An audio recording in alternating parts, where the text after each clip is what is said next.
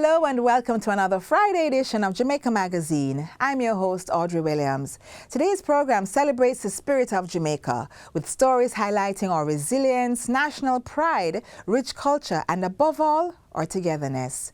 There's lots in store, so stay with us. We'll be right back after the news.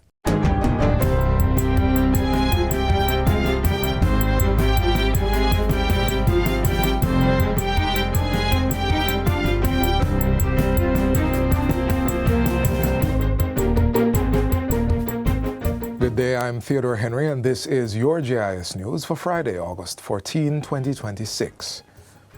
Government is making progress on plans to increase the country's water storage capacity through three main projects, namely the expansion of the Mona Reservoir and Hermitage Dam, along with a new dam planned for Rock River, Clarendon. In a special interview with JIS Chief Executive Officer Giovanni Dennis, Minister of Water Matthew Samuda explains that feasibility studies are now underway for the Mona Reservoir project. And those feasibility studies include mapping the flows of both the Negra River and the Yalas River to make sure that the water that was assessed to be available is still available. So we're working in parallel. There's initial engineering designs being done to facilitate the increase in storage for the Mona Reservoir. But we're just doing some checks to ensure that what we assume to be available water is in fact the available water. But there are other elements that will support Mona. The Hermitage Dam, meanwhile, is under contract for engineering and design works. Once completed, it will provide water up to 200% of its current capacity. Minister Samuda also outlined plans to improve water storage and supply for rural Jamaica. We will be building a new dam and associated reservoir in Rock River, Clarendon, that will significantly improve water availability from Rock River moving west into Moko and moving south all the way down to Mineral Heights through Maypen. So you'll finally have the sort of storage that Clarendon requires. He adds that there are also plans for an integrated water project which will see 6 major rural systems being developed with about 36,000 households to benefit. This will be executed by Rural Water Supply Limited, and procurement is expected before the end of the calendar year. In the meantime, Minister Matthew Samuda is asserting that the plan to update the current fines for breaching water prohibition orders is necessary to ensure people actually adhere to the law. Water prohibition orders are issued under the National Water Commission Act, legally restricting the use of potable, piped water for non-essential or excessive purposes during severe drought conditions. Currently, the penalty for breaching the Act is a fine of $1,000 and the possibility of spending up to 30 days in prison for more egregious cases. Now, obviously, that's more moral suasion than a deterrent. And it's for that reason I've indicated publicly that I've written to the Minister of Justice and to all the relevant agencies associated with the legislative process to have some immediate focus placed on an amendment to the legislation that would allow for fines up to $1.5 million. You need these sorts of deterrents if you're going to get compliance. Water prohibition orders take effect next Monday, August 17, due to critically low rainfall levels and persistently high temperatures associated with the El Niño phenomenon. The prohibition orders will apply to Kingston, St. Andrew, St. Thomas, St. Mary, Portland, St. Anne, and St. Catherine, and will remain in effect until further notice. Under the orders, water supplied by the NWC may not be used for non-essential or unusual purposes. In related news, the Minister of Water is making it clear that no water from the National Water Commission, NWC, is to be used by car wash operators during the water prohibition period. They can't use any NWC water. Now, there are many private operators who extract what you call raw water, meaning water directly from rivers or streams. And that is what car wash operators will have to do in this period. We won't be able to use water that is treated, meaning chlorinated, has gone through the filtration process and pumped when we have so little of it, for a non-essential service. The minister says he understands that this will drive up the cost of operations, but insists that this is necessary to ensure that essential activities can continue, even as the dry conditions persist. It's just really not the time to wash your vehicle because it is not an essential use of a critical resource that is under threat from climatic factors. This is not a decision taken lightly. This is certainly taken with a heavy heart, especially as it relates to those whose commercial operations will be affected by this. In other news, the Ministry of Justice and Constitutional Affairs is reminding Jamaicans that while amendments to the Criminal Records Rehabilitation of Offenders Act have expanded, approval is not automatic. Speaking at a recent JIS think tank, Assistant Attorney General and Acting Deputy Director of Legal Services, Alana Wanlis, explained that the amendment was designed to extend eligibility for expungement to individuals who previously did not qualify to apply. I think there's a misconception where persons are applying that probably could not apply before because maybe their offense fell under the third schedule, or they had been convicted of an offense for which the sentence imposed exceeded 5 years. The amendments, which were passed in February, also allow persons convicted of offenses in foreign jurisdictions to apply where the offense is eligible. However, the Criminal Records Rehabilitation of Offenders Board will assess each application based on a range of factors included in Section 23 of the amendment. They include the nature and the seriousness of the offense, social inquiry and psychological reports, evidence of rehabilitation and resocialization, demonstrated remorse and accountability, participation in restorative justice programs, restitution made to victims. The board may also consider the applicant age at the time of the offense and any evidence of reoffending or continued criminal activity. And finally, the government has allocated approximately $5.698 billion to repair 60 schools in St. Anne and Trelawney that were damaged by Hurricane Melissa. Minister of Education Dr. Dana Morris-Dixon made the announcement at the ministry's Region 3 Back to School Leadership Summit recently held in Trelawney. She expressed concerns about the pace of repairs at some schools, noting that funds have been secured and contracts awarded, but some projects remain unfinished. Dr. Morris-Dixon, who has made unannounced visits to schools to assess the progress firsthand, is urging school leaders to monitor reconstruction closely and report any challenges to their regional director. Fixing our schools is important work. And so I ask you to work with me. We have done this. We've put online the names of all the contractors, which school they're assigned to, and what's the value of the contract. Because at the end of the day, we need to hold everybody involved accountable. At the same time, she says the ministry is exploring additional assistance for schools whose agricultural facilities were damaged by the hurricane through rehabilitation funds available to the agricultural sector. And that's it for JIS News Today. I'm Theodore Henry. Thanks for watching.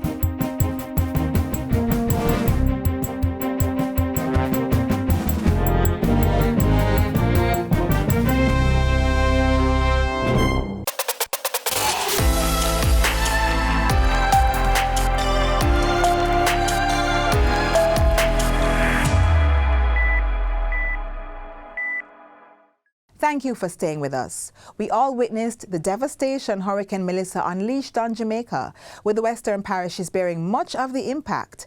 Homes and properties were damaged, crops uprooted, and the roaring seas disrupted the livelihoods of our fisherfolk. In our upcoming feature, we hear from fisherfolk who lived through the ordeal as they share their experiences and tell us how they're coping and rebuilding their lives. Take a look.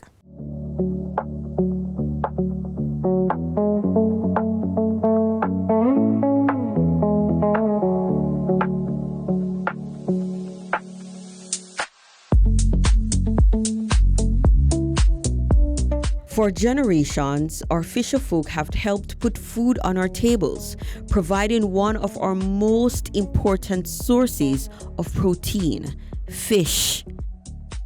But nearly a year after Hurricane Melissa tore through Jamaica's fishing communities, many fisherfolk are still struggling to rebuild their livelihoods. We spent time catching up with some of those who make their living from the sea. And these are their stories. As a fisherman over the last 15 years, fishing would have been my main source of income. Since the hurricane, a lot of hotels shut down, which was made business slow for me. The sea has provided a livelihood for their families.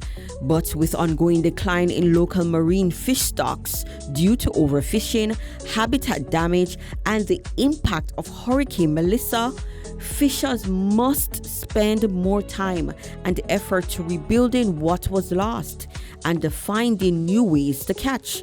And one is by going further out at sea. Fish vendor Antoinette Davis, who has spent 35 years in the trade, tells us the recovery has been slow. Yet, despite the challenges, her love for the work remains strong. I got fish from Mansion Hill, Portland, East Portland. I got fish from Portland Cottage in Clarendon, and I get fish from Rocky Point. Rocky Point, Clarendon is where I do most of my fishing. But from Melissa came in, as I said, it is slow now.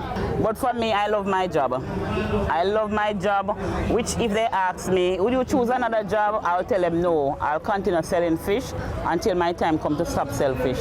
Some were hit not once, but twice. First by Hurricane Beryl, then by Melissa. Beryl affect me bad. For Beryl take away at least about 45 fish pot for me I see. And Melissa come and take away actually same amount. So it take away 90 pot for me. Two of them. 90 fish pot. Even though Melissa was category 5, Beryl was also devastated because it brought a lot, it moved the water more than Melissa did, because it brought a lot of big waves in and lots of boats got damaged in Beryl. So with Melissa coming back to back, you know, we weren't even like back on our feet before we got hit again, so it's like a double impact. You know, so that created a lot of disasters. Like for me, I lost a lot of fish pots and stuff like that, and nets got damaged and stuff. But fortunately for me, I didn't get no like damage to my boat. But there are a lot of other fishermen that had damages. Yet, in the face of devastation, the fishing community showed its strength, and as soon as the seas calmed, many returned to the water, not because it was easy, but because their families depended on it. And it's all explained by one word: resilience. Resilient fisher mean a strong person, a person that is willing to face the odds and still go along with and survive and get what they need, you know? So a person that never gives up, and that's fisher folk, because you have to go out there. Our fisher folk remained determined to rebuild, adapt to new fishing practices, and create a stronger, more resilient future, while the government continues to support the work to restore livelihoods. Because for those who depend on the sea, giving up is never an option.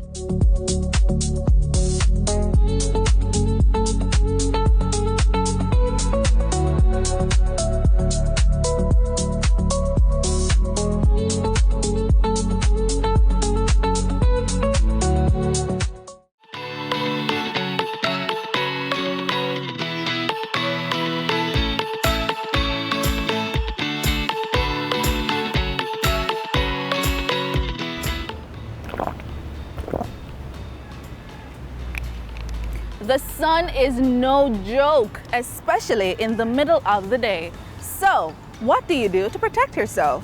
Slap on some sunscreen that's SPF 30 or higher. Sunscreen should be broad spectrum and water resistant, especially for beach or pool days, and reapplied every 2 hours. And while you're at it, slip on a shirt to protect your skin.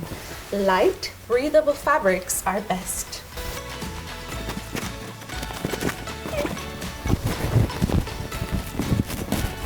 Lastly, seek shade between 10 a.m. and 4 p.m. because this is when the sun's UV rays are strongest. Skin safety is your safety. Cover up today and try your best to keep cool.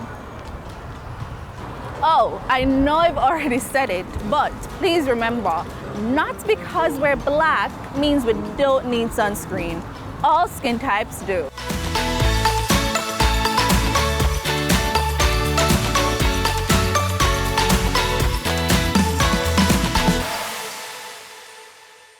Bam, bam. What a bam bam. Does this line ring a bell yet? It's from one of Jamaica's beloved festival songs, Bam Bam by Toots and the Maytals, which captured the spirit of the 1966 competition. And 60 years later, Jamaica is still singing. Our next feature takes us on a journey through 6 decades of the Jamaica Festival Song Competition and the lasting impact its music has had on generations of Jamaicans.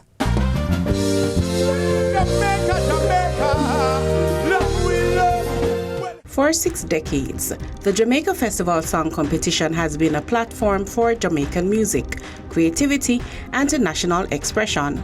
Since its inception in 1966, the competition, which is organized by the Jamaica Cultural Development Commission, JCDC, has produced memorable performances and songs that have become part of Jamaica's celebrations. When Mr. Seaga conceptualized the festival song competition, he indicated that he wanted something, after Jamaica got its independence, something that everybody could relate to, man, woman, and child. And he came up with the idea of a song competition. And he was right, because the songs over the years has resonated with everybody. Over the years, the sound has changed, the performers have changed, and the competition itself has changed. It has been a wonderful experience over the past 60 or so years. I remember the early days, Toots and the Maytals and the Jamaicans and all of those guys. And I tell you, those were glorious days. What we have ensured over the years is to structure the competition in a way that best practices in the business is established. You sign a songwriters agreement, there's a production agreement, and there's a performance agreement. So there is a structured and professional approach to this competition. Along the way, the competition has always provided artists with an opportunity to reach new audiences and establish themselves in Jamaica's music industry and even globally. The festival is one of the medium that have given me the opportunity not just to be around Jamaica but all over the world. So it has given me exposure. So and just to say that the opportunity that you get through with the festival song competition and the whole JCDC and all of that, you can't, the sort of promotion, you can't pay for it. My song, Sweet J.A., was a song that represents Jamaica, the sweet vibes, the culture, the sunshine, the people, everything about it. And it was an amazing experience for me to win 2025. And that tradition continued with the 60th staging, bringing new voices and fresh interpretations of the Jamaican experience to the spotlight. For the 2026 competition, 3rd place went to Abba Jones' Tita Fimi. I came as a storyteller, and that storytelling is a part of our culture.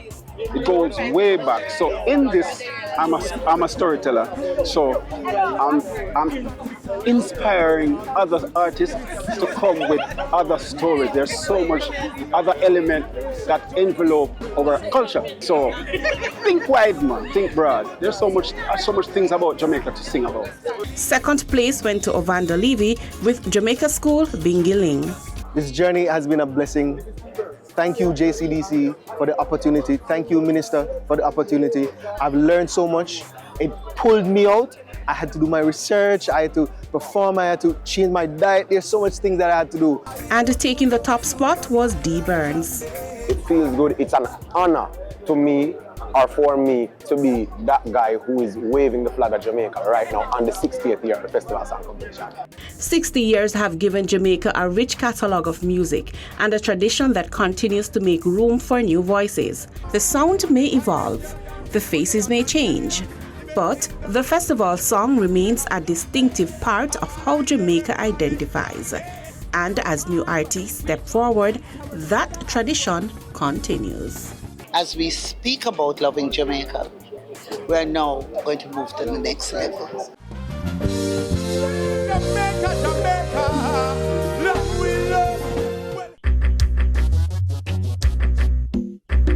nutritious food, succulent dishes, superior workmanship, and excellent service.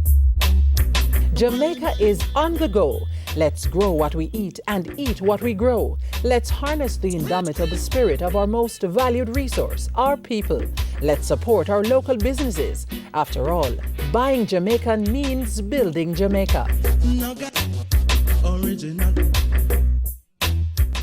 If you missed Grand Gala 64, we have a special treat for you. Our next feature brings the excitement, energy, and unforgettable moments of the event right back to your screens. Please take a look.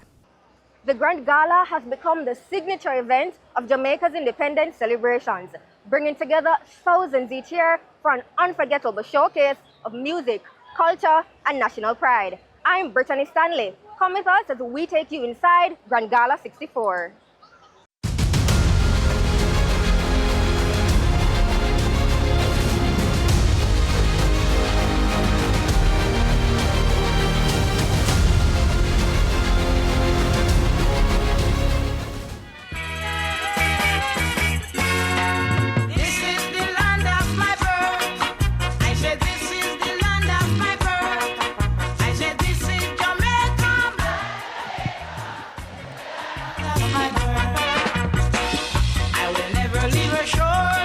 For 64 years, the Black, Green and Gold has told the story of a resilient, creative and proud people. And as thousands gathered once again for Grand Gala, the evening became a powerful reminder of the creativity and passion that continues to define the nation. So the spirit of the Jamaican people is indomitable and resilient. It is also, however, a declaration of how talented we are.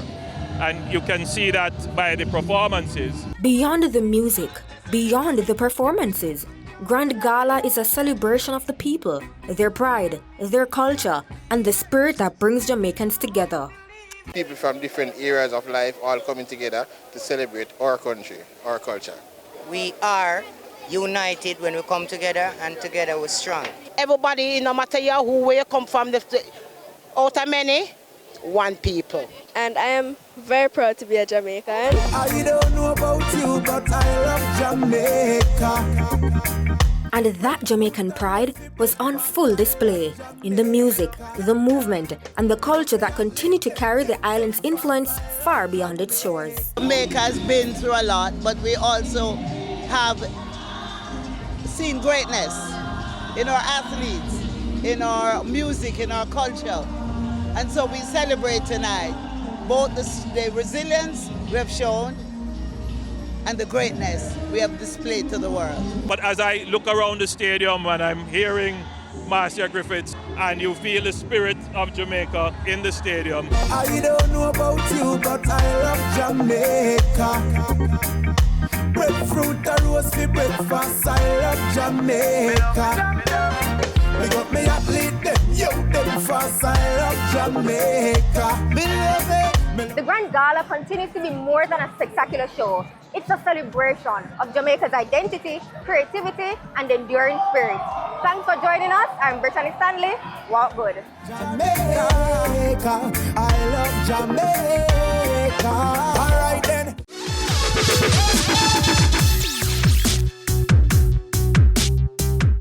Securing a sustainable future for agriculture is one of the government's priorities, and regional collaboration will be key to achieving this goal.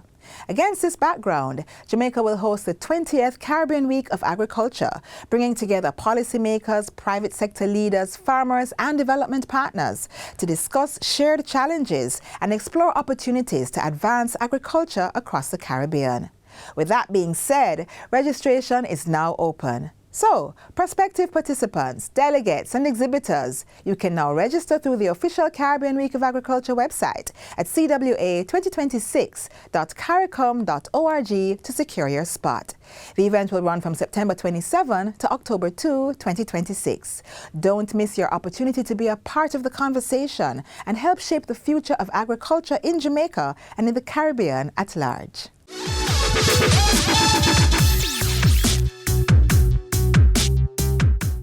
Jamaica, Jamaica, Jamaica coming through with Janelle Smith, and the Jamaicans have a slight edge. And the Jamaicans are coming away here. What a run. Brilliant finish here. It's Jamaica's gold. We produce the best athletes on the planet. Jamaica has the most gold medals per capita in the world. We produce the most musicians per capita. We have the most music produced per capita in the world. From a tourism perspective, we have many world-leading statistics as well. The Caribbean has the bluest waters in the entire world. Dutch River is the #1 attraction in the entire Caribbean. The luminous lagoon in Palma is the brightest luminous lagoon in the whole world. The Milk River Spa, the 4th most potent mineral spa in the whole world. Jamaica can fit into Australia 700 times, and Blue Mountain Peak is taller than every mountain in Australia. What I'm trying to share with you is that we are not ordinary.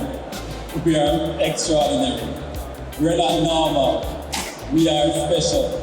We're talking about us as Jamaicans living in Jamaica, that the world depends on us for vibe, depends on us for excitement, depends on us for us to lead in the way of creativity.